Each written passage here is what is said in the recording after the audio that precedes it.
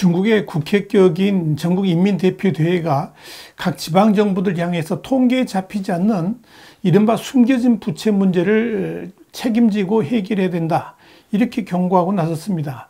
이들 숨겨진 부채가 중국 경제의 발목을 잡고 있고 또 자칫 엄청난 경제 위기로 빠지게 할 수도 있다라고 봤기 때문입니다. 마오쩌둥의 대약진 운동 시기로 퇴행을 거듭하는 중국의 모습을 Y타임스가 추적해 봤습니다. 지금 시작합니다.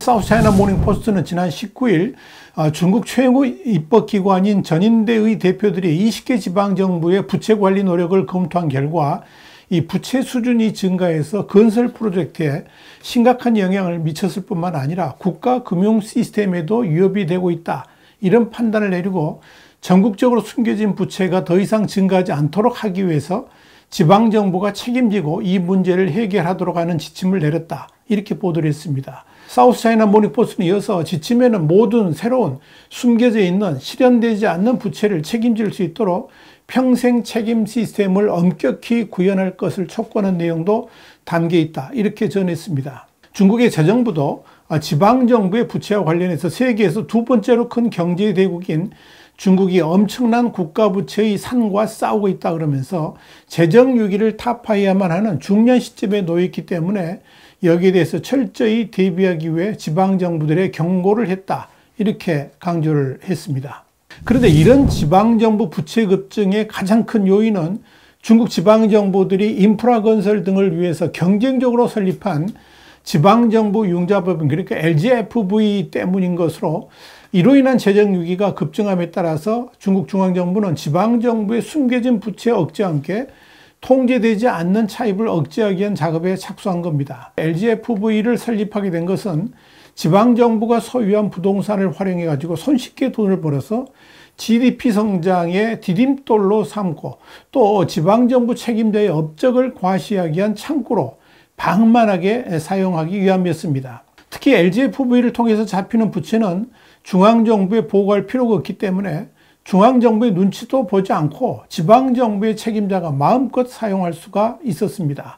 사실 이런 부동산을 활용한 LGFV 부채를 통해서 경쟁적으로 사회간접자본, SOC, 그러니까 도로나 각종 시설, 심지어 공항 이르기까지 투자함으로써 중국의 GDP를 높이는 데 상당한 공헌을 한 것도 사실입니다. 중앙정부도 GDP를 높이는 데 있어서 가장 손쉬운 방법으로 이 SOC에 대한 투자 등을 남발하기도 했습니다. 그러다 보니까 중국 내에 지나치게 많은 공항 그리고 고속도로 등이 생겨나면서 나중에는 수익을 내지 못해서 스스로 발목을 잡는 일들이 비일비재하게 일어나게 됩니다. 특히 지방정부의 부채는 사실상 중앙정부의 감시에서 벗어나 있기 때문에 지방정부의 책임자가 지방정부 소유의 땅을 마음대로 요리하면서 부채를 기하급수적으로 늘리는 데 큰 역할을 했습니다. 문제는 돈을 펑펑 쓸 때는 달콤했지만 나중에 그 자금을 갚아야 하는 시점에 이들 지방정부의 발목을 잡게 되는 원흉으로 등극하게 되었다는 점입니다.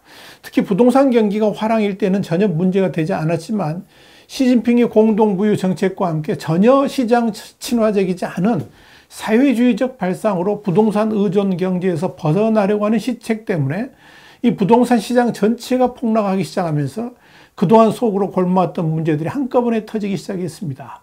사우스차이나 모닝포스트는 이와 관련해서 지방정부 부채 문제가 장기화한 부동산 위기 상황에서 더 부각됐다 그러면서 이 중앙정부는 지방정부의 숨겨진 부채를 조속히 정리해 나가겠다는 방침을 세웠지만 상당한 장애물에 직면해 있다라고 설명을 했습니다. 사우스차이나 모닝포스트는 이어서 우선적으로 통계에 잡히지 않는 부채가 워낙 많은 데다 일부 지방정부의 경우에 취약한 재정구조로 인해서 부채 규모가 재정 수입을 훌쩍 뛰어넘는 경우도 많기 때문이다, 이렇게 밝혔습니다. 빚이 많은 지역 중 하나인 윈난성의 2020년 부채는 1조 2천억 위안, 한 225조 5천억 원에 달했습니다. 이는 같은 해 재정 수입보다 5천억 위안, 94조 원이나 더 많은 겁니다. 이는 일반 기업이라면 이미 부도 나고도 남을 만한 행복입니다. 문제는 그런 지방정부가 한둘이 아니라는 데 있습니다.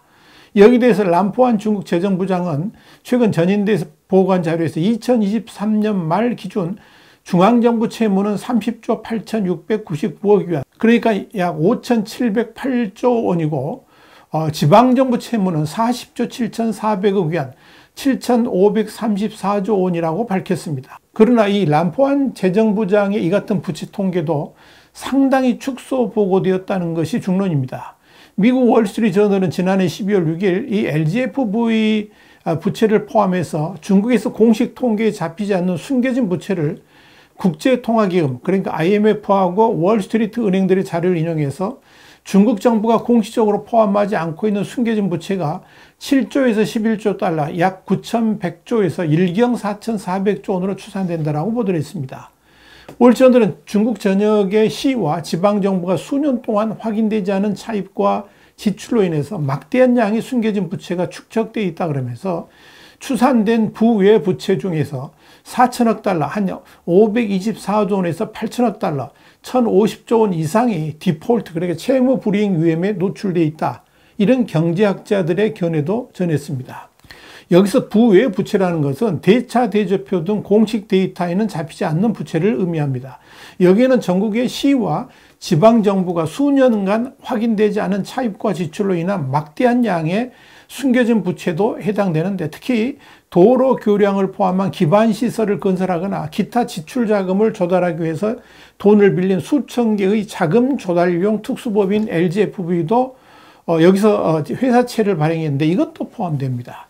월스트리트저널은 중국의 부외부채의 실제 총액이 얼마인지는 아무도 모르지만 최근 1년간 지방정부 부채가 지속 불가능한 수준이 됐다는 사실은 분명해졌다 그러면서 중국의 지방 부채는 금융 시한 폭탄 수준이라고 지적을 했습니다. 상황이 이렇게 심각하게 번져간 것은 지난해 중국 경제 성장이 둔화되고 디플레이션 압력이 높아지면서 지방정부들의 원리금 상환이 어려워졌기 때문인 것으로 보입니다. 상황이 이렇다 보니까 중국 정부는 당장 중국의 중앙과 지방정부의 어마어마한 부채 규모에 놀라지 않을 수가 없는 것이고, 그렇다고 이를 대놓고 공개할 수도 없어서 당혹스러워하고 있다, 이렇게 보시면 됩니다. 중국 중앙정부는 지방정부들의 각 성시가 책임지고 숨겨진 부채를 해결하라고 명령을 했지만 정작 지방정부들은 이를 해결하고 싶어도 그 방도가 없어서 전전긍긍하고 있습니다. 중국 경제 성장 둔화 속에 부동산 버블까지 붕괴되면서 이 중국의 지방정부들이 대부분 사실상 디폴트 상태에 빠져 있기 때문입니다. 그러다 보니까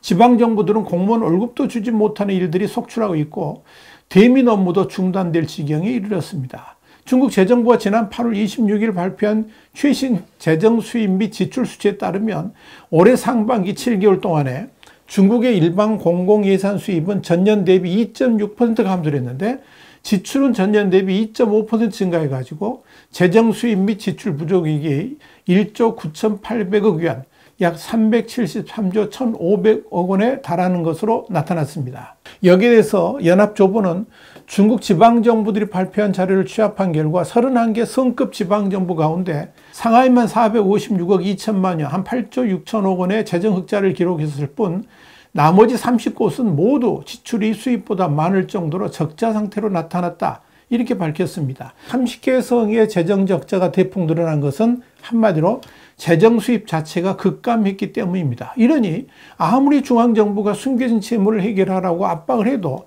두 손 두 발 다 들 수밖에 없는 것입니다.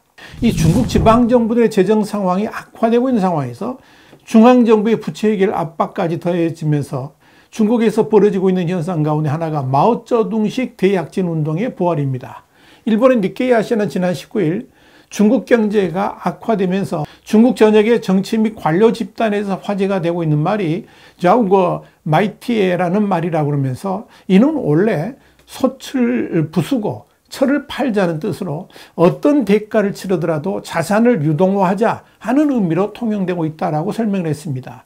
니케이는 이어서 이는 당장의 비상 상황을 극복하기 위해서 모든 것을 희생해야 한다는 것을 의미한다 그러면서 어떤 사람들에게는 60년 전에 대약진을 떠올리게 한다라고 덧붙였습니다. 니케이는 이와 관련해서 중국 내에서 자구어 마이티에라는 말이 나온다는 것 자체가 재정 상황이 완전히 궁지에 몰려 있다는 것을 보여주는 것이라 그러면서 마오쩌둥 당시의 정치적 구였던 이 자구어 마이티에가 수많은 사람들을 굶어 죽게 만들었는데 또다시 중국에 그런 비극이 일어나는 것이 아닌가 하는 불길한 예측까지 나오고 있다고 설명했습니다.